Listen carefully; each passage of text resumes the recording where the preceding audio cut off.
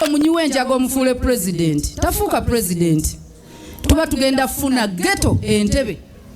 owe nakasero ng'enjaga ebeera wali mbawa kyakulabirako temubizannyo bya bufuzi bw'olonda omusiyazi n'omuteeka mu state house tafuuka president efuuka nkambi y'abasiyazi nga yeekufuga ng'ogamba sigenda londa eyo nsigo gy'osigira omwana wo gwe bw'ofanga akalulu kaakaggwa abaana bo be babonaabona olw'okuba maama yalonda. Maama yaganda okulonda. Ffe ku Solo kitugamba nti your vote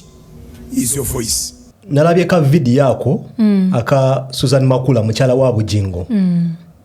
Mwine endowooza church zino emizikiti zafuuka tool za politics. Nafunye ekibuuzo ekyo mu mutwe nga nebuuza ddala twatuuka tutya wano okufuula church zaffe emizikiti tool oba ground ezipromotinga politics. Kwegamba tetukyabuulira njiri tubuulira politics. Wekirabika byo ntubiraba mu churches empitirivu mu mizikiti nga omuntu asituka mu kifo ky'okubuulirira oba mu kifo ky'okukuba enjiri oba mu kifo ky'okuyisaawo ekigambo kya Katonda nadda mu politics. Okay. Susan Makula mukyala wa Bujingo simanyi oba pastor. I'm not very sure cause ndi musiraamu. Okay. Naye tumulaba nga ali ku katuuti ng'akozesa olulimi n'agamba okulonda omunyiwe enjaga okulonda omusiyazi kwagamba nga ali mu political campaign. Pastor Bujingo n'asituka nga bulijjo ye tumumanyi ali mu politics. Tubiraba mizikiti. So olwaleero nze kubuuza naawe ndaba essaawa eno church zaffe emizikiti twazifuula ttulu za politics. Kibuuzo ekyo kikulu nnyo. I think essaawa eno naddala mu nsi yaffe Uganda kigenda kuba kizibu nnyo okwawula ekintu kyonna ku politics. Nakugamba bw'okeera ku makya n'oyambala red by default owagira no oshegera. Yinza okuba red ye favorite color yawe. Exactly. Naye ate nga twalabye nti bw'ovaayo n'okola ekintu tugenda kunoonya onaagwawa kati buli omu kyaliko oli weno side oba oli weno side. Ekigenze maaso no corruptinga ba religious leaders bangi. Naturally, politics aina engeri gya affectinga mu churches n'emizikiti. In that we tulonda omukulembeze omubi ayinza oba omulungi, it depends on how you're looking at it. Ayinza okera kumakya n'agamba tetukyaddamu kusaba beyond 8 p.m.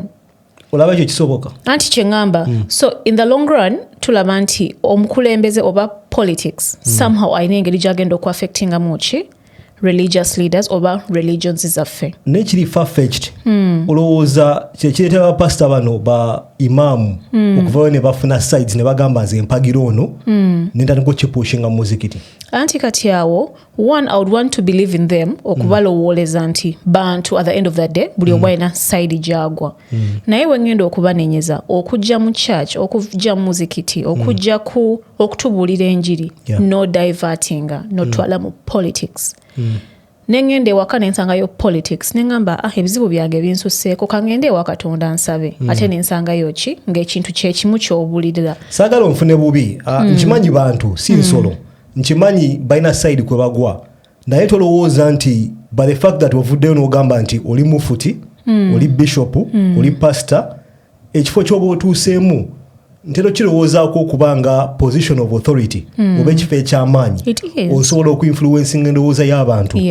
Kanku example mupiira refu w'omupiira aba alina ttiimu z'awagira naye waba afuuwa omupiira batera okubeera impartial ngamba batera kuzi nkimanyi mulimu abali corrupt naye nga standard eri nti ogenda kubeera ki impartial togenda kulaga side. Naye tulaba ffe mu bapasita baffe abali mu bifo eby'amaanyi ba imaamu baffe abali mu bifo eby'amaanyi bamufuti baffe ng'avaayo n'alaga side kwagwa n'agiwagira n'atandika okugipushinga mu bantu. Kati ekyo nyinza okirabamu mu ngeri nti religious leaders bano oba religions ennaku zino buli bobeera ne church yo nga gwagiliidinga ennaku zino twakirabye nti zafuuse business.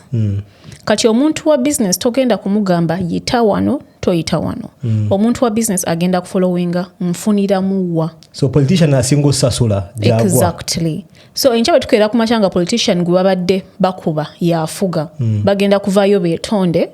bagambe and you will see that bagenda kukyusa sides nze bwe nandyagadde okitegeeramu nti bali mu business tebali ku charge ebyakatonda byeyabatuma okukola babivaako dda badda kukola byabwe kati buli omu saagala kuwaayiriza waliwo bapasita abavayo n'abulira enjiri from time A to time B nga tetubawulirangako nti ndiwa oba London oba London nga of course ye ng'omuntu alina omuntu we gwakola ki gwa supportinga naye ate nga tagenda kujja akitukube buli Sunday oba buli Monday lwabuulirira awo njagala okubuuliza olowooza tetwetaaga mateeka emabegako awo nalina olutalo ne bapasita ofuna ssente mu ndiga naye ate kyogedde kyaka kituufu kyaka bavudde awo ne bategeera nti waliwo soosi ya ssente ey'enjawulo ne baadvancinga kati bayingire mu politics njagala kubuuza naawe ndaba essaawa eno olowooza tetwetaaga mateeka essaawa eno nga gavaninga engeri churches zino emizikiti ba imaamu abamu ba bishop engeri gye batambuzamu emirimu gyabwe cause it's getting out of hand singa tubadde mu streamlined system nga bwe tutera ogamba amateeka twandiga believing iddemu naye ennaku zino tukimanyi nti ogenda kuvaayo okola etteeka tukukubire mu ngalo tugambe eri netteeka ligenda kutuyamba ffe ng'abantu wayite ennaku bbiri oyo yennyini ataddewo etteeka yagenda osooka okukola ki okulimenya so amateeka gandikoze naye to be realistic tegagenda kukola ate abantu betwandigambe bagenda oteekawo amateeka bw'olaba side eyo ogenda sanga nti abantu abasinga okubuulira enjiri naddala the mega churches nga bwotero ziyita be basupportinga zino laws okitegeera kye ngamba ogamba abasettinga amateeka abandi settinze amateeka kankigambe bwentyo bafuna nnyo mu zino church ngeri gye bakolamu emirimu gyabwe omanyi waliwo echansi gy'enviri ku mutwe emabegako awo waliwo omunaddiini eyavaayo n'asaba emmotoka nga taswadde wadde n'akamu wamulaba pulezidenti mukama wange nga maliriza okusaba onzikirize nkutegeeze ki waliwo bingi bye tulowooza nti birina kutuuka singa onzikiriza PS ne mbumu obukambu bwange ne bugende wo naye emmotoka yange essobo yakaddiye tejja kumalako 226 ng'ate omanyi tuyingira 226 mukama akw'omukisa n'abakulu bano bonna we bali naye PS bw'omutuwa ssebo nemuwa bukagambo kano n'akatwala ojja kuba nkoze bulungi ssebo pulezidenti oyo abeera bishop abeera ki I think oyo bishop oba archbishop I'm not sure kyonna kyekiri munaddiini naye tumulaba nga yavaayo mu public nga taswadde wadde n'akamu n'agamba General Museveni bwe mmotoka yange ekaddiye naye njagala ofokasinge ku bigambo ebyaddako naye tuyingira 226 kugamba ng'akifudde obvious nti alina project eyiye nti akifudde obvious nti kye baali bamuwa probably emabegako kikaddiye kwegamba tulaba nga munaddiini ali mu politics kyobula wano mbadde nkugambira nti twetaaga amateeka agali clear nti obeera munaddiini toyingira politics kati kankubuuze olaba omwami oyo ebigambo byayogedde bwe tukeera enkya President Museveni n'amuweereza emmotoka General Museveni weebuuze omwami ono bw'akeera ku makya n'agenda ku church kikyagenda okwogera amaze ofuna emmotoka gye yasaba mu lwatu ffenna tukitegedde nti ayagala mmotoka enaamuyisa mu 2026 okitegeera so bw'afuna emmotoka eno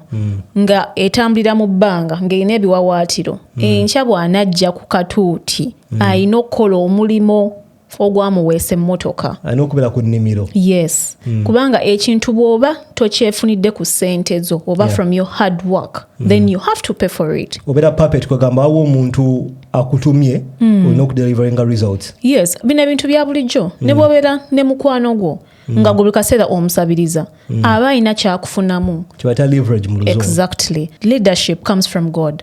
twandyagadde okulaba nga abakulu ba ddiini bano bavaayo ne bagamba katusabire eggwanga lyaffe katusabire okulonda okulungi katusabire peaceful transition katusabire abakulembeze baffe okitegeera personally ekyo sikirinaako buzibu naye gwe bw'ovaayo n'ogamba kansabire munnayuganda +256 as a leader obeera niche obeera specific okitegeera oba olaze side yes n'ogamba Munayuganda +256 ye YouTube channel yesinga yesinga naye ate bali oba obaleseewa lwaki tontuuza wansi Munayuganda +256 n'otuuza n'ogamba naye manyi binezi n'ebintu mubikoleko nze ndabanga religious leader Katonda yabatuwa they are ordained okutulambika naye ate tulaba nti bavudde ku mulamwa they are separating us instead nkulaba ate omanyi sagala abantu banfune bubi bino tebiri ku His Excellency President Bobi Wine General Museveni mulimu banadini abamu abagenda mu maaso ne balumba obwakabaka emabegakawo twakola ka video nga twogera ku Sheikh omu eyavayo n'akola comments ezanyiza Obuganda n'oyo abeera politics kankazanye mbajjukize esigadde ayifune ku banne abamulimbalimba Ssaabasajja gwakulira abasajja nze nga tankulirangako ndi mukazi kyukyo mumanyi keko ka video kanyiza bannayuganda bangi abaganda ne kabanyiza kwegamba politics ali buli wamu omanyi bwe twogera ku politics bannayuganda batera okulowooza nti twogera ku General Museveni bla bla bla twogera ku His Excellency nedda woteekamu obwakabaka ng'oweereza message mu masjid oyo abeera politics ebyokwogera ku bingi kwegamba ebifo bino ebyaddiini kyandibadde ng'ekifo nti ngendayo nenfuna therapy nga nyina akazito ku mutima nengendayo nenkaaba omutima gwange ngenze kusaala tonteeka mu politics ngenze kusinza ngenze ku overnight tonyingiza mu politics twetaaga amateeka agagavaninga churches zino naddala churches saagala mulowooze nti ndi baasi lwakuba ndi musiraamu naye tubiraba nnyo mu makyaki baimaamu abamu bakataani kubbiyingira naye nga wemanyi obusiraamu abasiraamu bajja vayo bagambe lekeraawo koza obusiraamu si eddiini gy'oyingizaamu ebintu ebipya tufolowinga hadith tufolowinga nabbi Muhammad may peace be upon him ne Allah okubanga ye Katonda afoomu otandika okuyingizaamu embeera ya politics yokwagala mbu tufune omunene omulala abasiraamu bajja biboycottinga kisinga kubeera mu church nkutegeera kyogamba naye ate kankubuuze kano akabuuzo would it be okay abakulembeze bano ab'amadiini ne bavayo ne bagamba political leaders mutuyambe muzimbe enguudo mutuyambe mutereze amalwaliro would that be okay si mulimu gwabwe okay tulina ba MP tulina ba chairman ku kyalo religious leader omunaddiini siraba lwaki oyingira mu nsonga zaki zaba MP siraba lwaki oyimirira katuuti mulandika okugamba nti wolonda omuntu bwati nti ffe ensomesa yaffe yimirira kuki ku ddoboozi lyo ku kaluluko okitegeera tuvudde ku mulamwa either vayo tugambe nti church njigaddewo nkoze congregation yaki ya politics that would make more sense nkoze congregation ya kuba campaign ebintu tuwe bityo so key point ku bintu byeyogedde eri nti ba religious leaders mukole omulimo gwammwe tusuubira nti tukkiriza nti Katonda yabatuwa mutulungamye mulimo gwammwe guli kuffe kutulungamya nonti kutuwabya bw'obanga olowooza oyagala genda oyogende ba political leaders wagambe stop stealing stop doing this personally I think it will be okay as long as you stay in your lane ey'okulungamya abantu ey'okuyigiriza amateeka 10 ey'okubuulira enjiri ey'okununula emyoyo it's what I think omulimu gwa religious leaders is si bino eby'okuvaayo ne mutulwanira entalo I think nga bw'ogambye tuleke buli omu akole ekyamutumibwa okukola ngenda basaamu mpendowooza mwe mu comment section wansi awo ku bye tukonyeeko olowooza kituufu munaddiini okwetaba mu politics